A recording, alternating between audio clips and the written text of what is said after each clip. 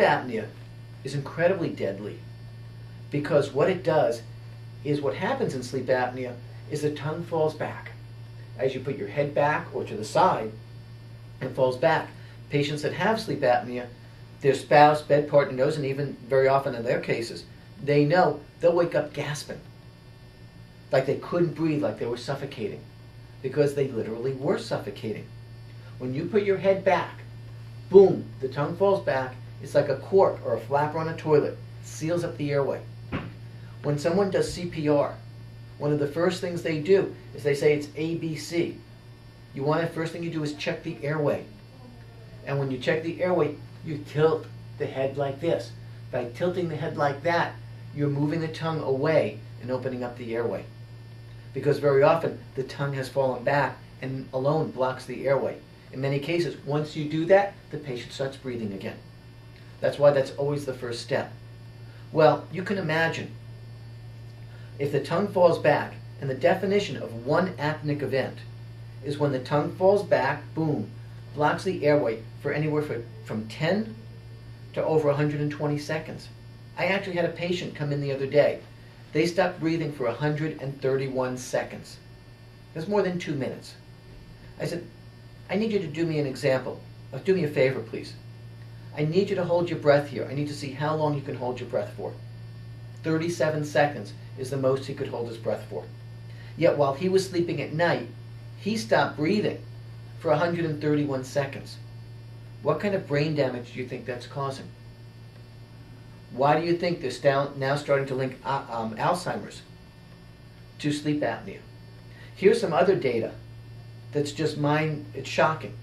You're 4 times the risk of having a stroke, 3 times the risk of heart disease and a heart attack. But if you go on the internet, you'll see there's now studies that are showing 73.8% of the people that get a stroke have untreated sleep apnea.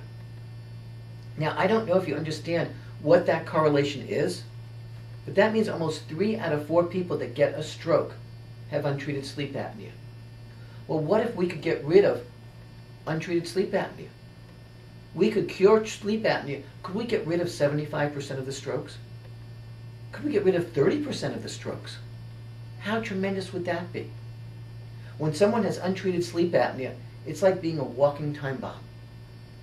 To give you a better example or an idea, moderate sleep apnea is when you have one of these apneic events where you stop breathing for 10 seconds to 130 seconds, where that happens 30 times an hour, what we call AHI, or apnea-hypopneic index.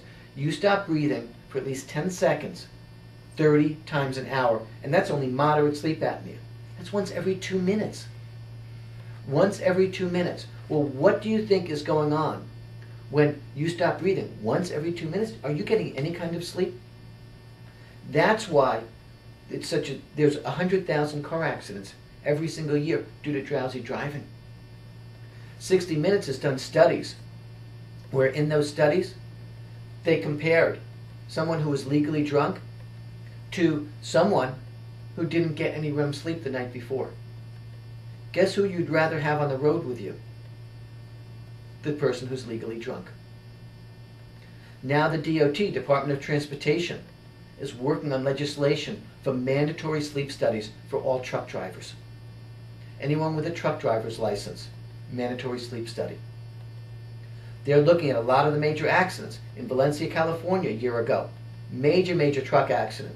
Closed the 5 freeway for, I think it was a few weeks, because this huge fire that it caused in the rain at night. Probably drowsy driving was one of the causes.